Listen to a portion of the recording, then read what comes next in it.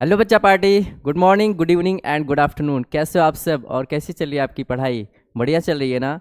तो चलिए बच्चों, अपने क्वेश्चन के इस सीरीज़ में हम आगे बढ़ते हैं। हालांकि वीडियो थोड़ा लेट आ रहा है कुछ प्रॉब्लम की वजह से। तो चलिए, पिछले वीडियो में हमने सॉल्व किया था क्वेश्चन नंबर 11 तक, और इस क्वेश्चन को हम सॉल्व करने जा रहे हैं, जो कि काफ़ी इंपॉर्टेंट क्वेश्चन होने वाला है आप सबके लिए। तो चलिए देखिएगा क्वेश्चन का सॉल्यूशन। क्वेश्चन है बच्चों कि 10 सेमी वक्रता त्रिज्या के कांच जिसका अपवर्तनांक दिया गया है बच्चों Ng, मतलब ग्लास का अपवर्तनांक 3/2 के दो अवतल लेंस संपर्क में रखे हैं। दोनों लेंसों के बीच जल जिसका अपवर्तनांक दिया गया है बच्चों 4/3 भरा है। संयुक्त लेंस की क्षमता एवं प्रकृति ज्ञात कीजिए। तो पहले क्वेश्चन का थोड़ा सा डायग्राम बनाते हैं। क्वेश्चन ने कहा है कि दो अवतल लेंस और संपर्क में रखे हैं और उनके बीच में क्या भरा है बच्चों? पानी, जल। तो डायग्राम से समझते हैं। दो अवतल लेंस,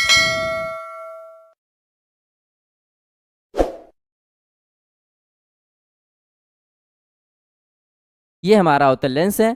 इनके बीच में बच्चों कहा गया है कि जल भरा हुआ है। ठीक है, चलिए। और कहा है कि संयुक्त लेंस की क्षमता एवं प्रकृति ज्ञात कीजिए। तो चलिए बच्चों, त्रिज्या दी गई है। अब आपको थोड़ा मालूम होना चाहिए कि अवतल लेंस में एक हिस्सा माइनस में होता है, एक हिस्सा प्लस में होता है। क्या? त्रिज्या। तो लिखेंगे दिया है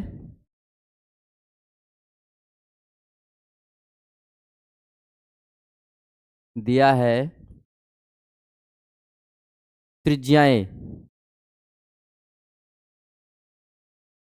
त्रिज्याएं बच्चों ध्यान दो, ये पहली पृष्ठ है और पहली पृष्ठ का जो गोला बनता है वो आगे बनता है, और ऑब्जेक्ट यानी वस्तु हमेशा आगे रखी जाती है।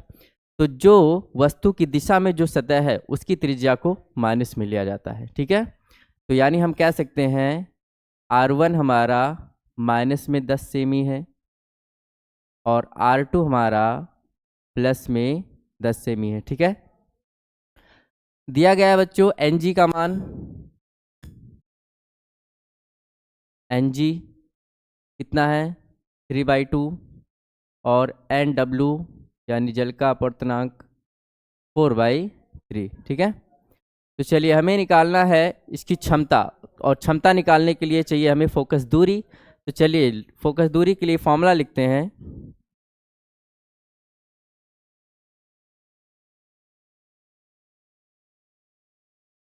लेंस मेकर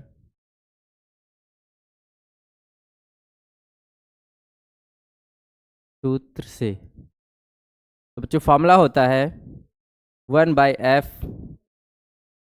WNG -1 ब्रैकेट में 1/R1 -1/R2।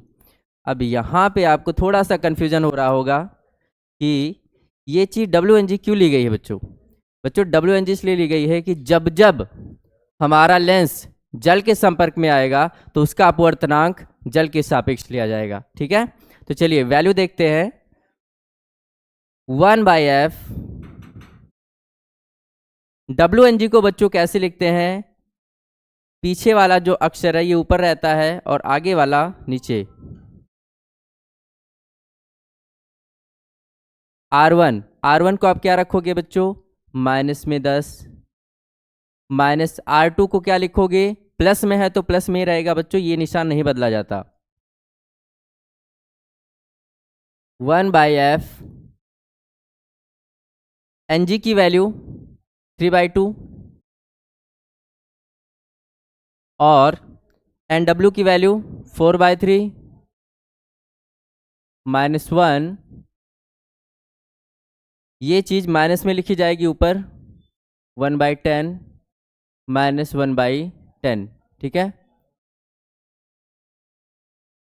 ध्यान से देखिएगा बच्चों, जब भी ऐसी कोई सिचुएशन आती है तो सबसे नीचे वाला नंबर सबसे ऊपर जाता है। तो ये लिखा जाएगा 9/8 -1। अगर बेस बराबर है तो एक बार -1 मिलकर -2। इस चीज़ को जब सॉल्व करेंगे क्रॉस मल्टीप्लाई करके तो 8 एकम 8, 9 में से 8 गया बच्चों 1/8, और यहाँ पे बन रहा है, कैंसिल करेंगे तो -1/5, 1/5। अगर हम इनका मल्टीप्लाई करेंगे बच्चों तो वैल्यू मिलेगी हमें 1 का 1 में 1/8 का 5 में 40, और जब इस चीज़ को हम पलटेंगे तो वैल्यू निकल के आएगी माइनस में 40 सेंटीमीटर। अब ये हमारा फोकस दूरी आ चुका है। अब माइनस में अगर फोकस दूरी है तो जाहिर सी बात है ये एक अवतल की प्रकृति का है, लेकिन हमें क्वेश्चन में क्या पूछा है, संयुक्त लेंस की क्षमता। तो चलिए संयुक्त लेंस की क्षमता का फॉर्मूला लिखते हैं।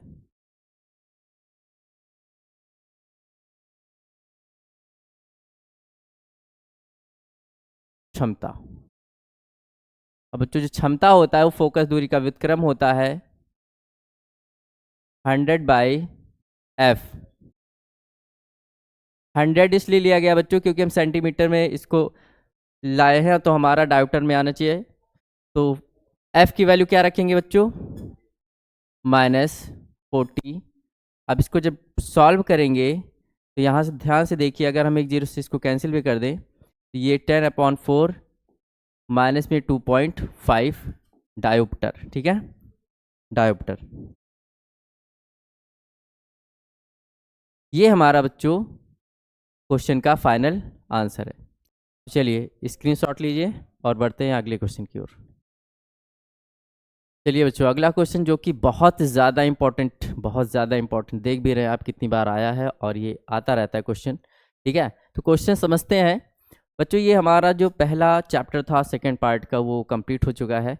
हम आ चुके हैं अपने नेक्स्ट चैप्टर पे, जिसका पहला क्वेश्चन, समान आवृत्ति वाली दो तरंगों के आयाम, ध्यान से देखिएगा, आयाम का अनुपात 5:3 है। इसके अध्यारोपण से उत्पन्न परिणामी तरंग की अधिकतम तथा न्यूनतम तीव्रताओं का अनुपात ज्ञात कीजिए। तो सबसे पहले लिखेंगे जो हमें दिया गया है, लिखेंगे दिया है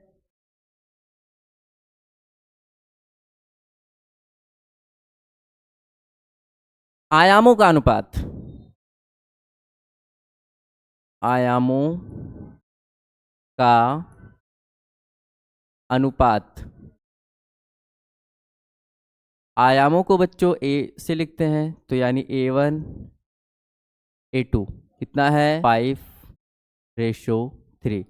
आपको मालूम होना चाहिए बच्चों, रेशो वाली चीज़ों को हम अपॉन में भी लिख सकते हैं, A1/A2 इक्वल में 5/3। यहाँ से अगर हम A1 को अकेला करें तो ये चीज़ बच्चों यहाँ जाके मल्टीप्लाई होगी और कुछ वैल्यू बनेगी 5/3 इंटू में A2। चलिए क्वेश्चन में क्या पूछा गया, अधिकतम और न्यूनतम तीव्रताओं की अनुपात। तो लिखेंगे I maximum I minimum, formula होता है A1 + A2 upon A1 - A2 का होल स्क्वायर। ये है फॉर्मूला बच्चों। I मैक्सिमम मतलब अधिकतम तीव्रता और न्यूनतम तीव्रता। वैल्यू पुट करते हैं, A1 को हम क्या लिख सकते हैं बच्चों, 5/3 A2 प्लस में A2 हमारे पास पहले से है, इसको कुछ नहीं करना, A1 5/3 A2 - A2 का स्क्वायर, ठीक है। सॉल्व करते हैं इसको, I मैक्सिमम I मिनिमम, यहाँ से बच्चों क्रॉस मल्टीप्लाई करके हमें सॉल्व करना पड़ेगा। इसका जब मल्टीप्लाई करेंगे तो 3A2 + 5A2 मिलकर क्या बनेगा 8A2। अपॉन में जो था वो पहले से ही रहेगा 3। सेम चीज़ बच्चों यहाँ पे जब इस 3 का मल्टीप्लाई करेंगे तो ये बनेगा -3A2, 5A2 पहले से है, 3 माइनस में हो जाएगा, सॉल्व करके क्या बचेगा 2A2 अपॉन में 3। का होल स्क्वायर। यहाँ से देखिए बच्चों, ये 3 से कैंसिल होगा, ये A2 से कैंसिल होगा, तो हमारे पास बचेगा क्या, 8/2 का स्क्वायर। 2 से 8 को कैंसिल करेंगे 4, यानी कि 4/1 का स्क्वायर। और जब इसका स्क्वायर करेंगे तो हमें आई मैक्सिमम और आई मिनिमम की वैल्यू आएगी 16/1, और इनका रेशो आएगा बच्चों आई मैक्स आई मिन 16:1, और यही है हमारा इस क्वेश्चन का आंसर। चलिए मिलते हैं अगले वीडियो में कुछ नए क्वेश्चन के साथ, तब तक पढ़ाई करते रहें। Thank you.